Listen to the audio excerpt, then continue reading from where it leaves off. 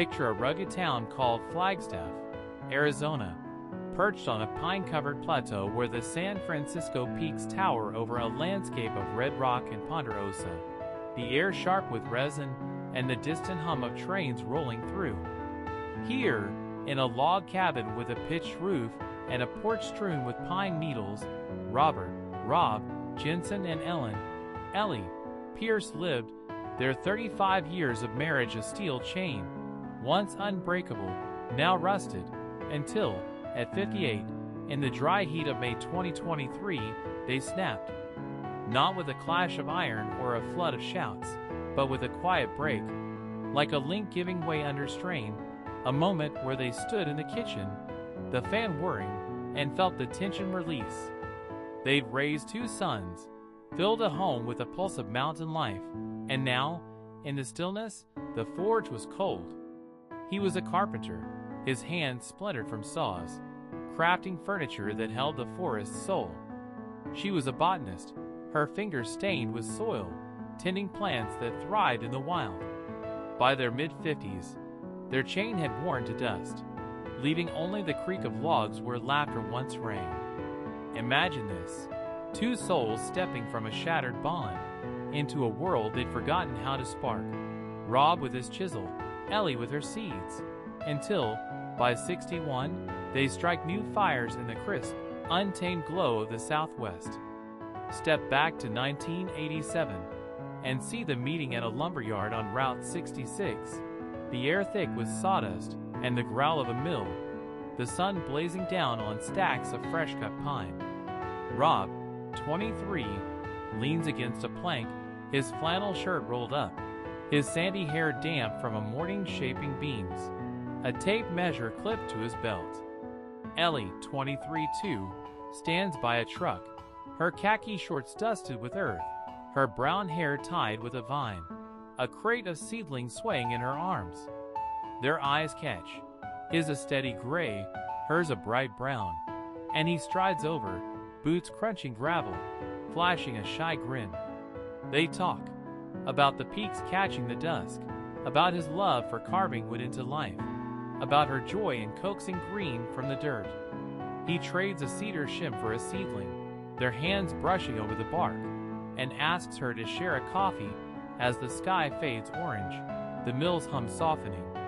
She nods, her laugh a rustle in the breeze, and says yes.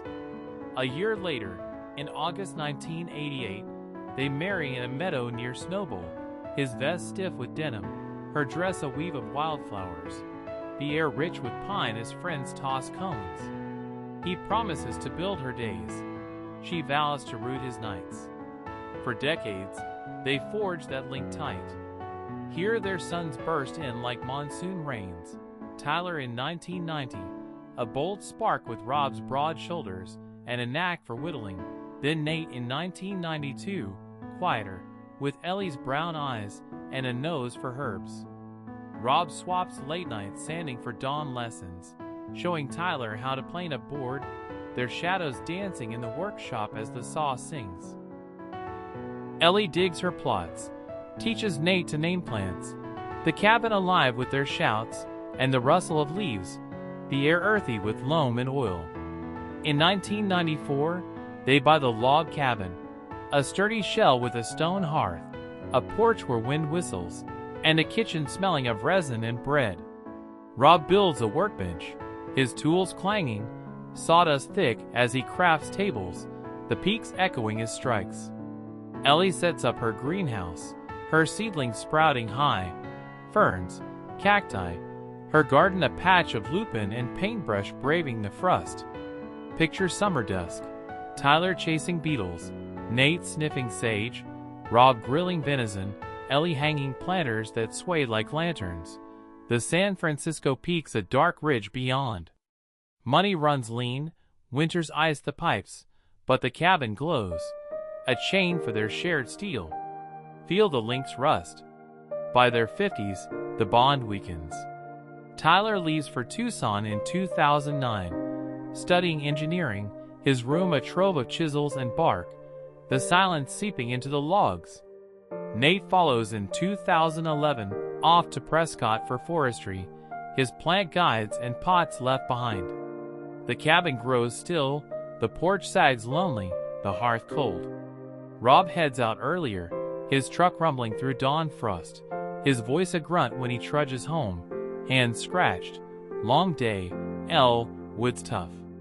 She tends longer, her lab in town a refuge, her chatter thinning to sighs as she slumps into a rocker. Busy shift, Rob, data's slow now. He tries. Let's hike Humphreys Peak, feel the air. Or how about supper at Beaver Street? But she shakes her head, too worn, maybe tomorrow. They eat apart, him with a cold sandwich by the bench, her with soup in the greenhouse. The garden wild, their words lost in the wind off the plateau. By 2021, he takes the loft. It's caught hard under a tarp, the window frosting with a range they can't climb. Since the snap in May 2023. Rob's 58, his hands gnarled like the pine he cuts, his hair thinning under a cap. Ellie's 58 too, her fingers stiff from years of soil, her brown eyes soft behind smudged glasses. He's just finished a chair, its legs gleaming with varnish. When he steps inside, dust streaking his shirt, and finds her at the table, sorting seeds, her tea cold. We're not linked anymore, he says, his voice low as the river below. She looks up, her packet still, her breath a puff in the heat. I know, Rob, we're just loose, aren't we? He nods, slow as a chain dropping. Yeah, Elle, we are. It's time to break free. They sit by the hearth, its ashes gray, the wind rattling the panes, and agree, 35 years is a tie undone. No clash, no tears, just a bond too frail to hold. They part with a clasp, her hand warm on his, a last link severed. Watch the sparks fly. They sell the cabin, too heavy with echoes, and split the cash even. Ellie moves to a flat above her lab, a cozy space with a high ceiling, her plants thriving by a window streaked with dust. Rob rents a shack near the tracks, a rough box with plank walls, a stool facing the pines, a rack for his tools. Tyler calls from Tucson. Dad, Mom, why now? What snapped? They falter. It didn't snap hard, son. It just let go, they say. Friends split. Some stay with Ellie, buying her herbs. Others meet Rob for beers at Lumberyard. The first year is a haze. Rob carves in a blur, his chair's smooth, but his heart slack. Night spent rocking on that stool, the train's will a spark he can't catch. Ellie tends in a fog, her plants green, but her soul loose. Evenings by her window, the dusk a veil over a town she can't root. They miss the boys' steps, each other's rustle, the cabins groan in a storm. See the fires flare in 2024. At 59, Rob joins a mountain biking club. A flare after a hiker brags about the trails, his hands trading saws for grips, tearing down Schultz Creek slopes.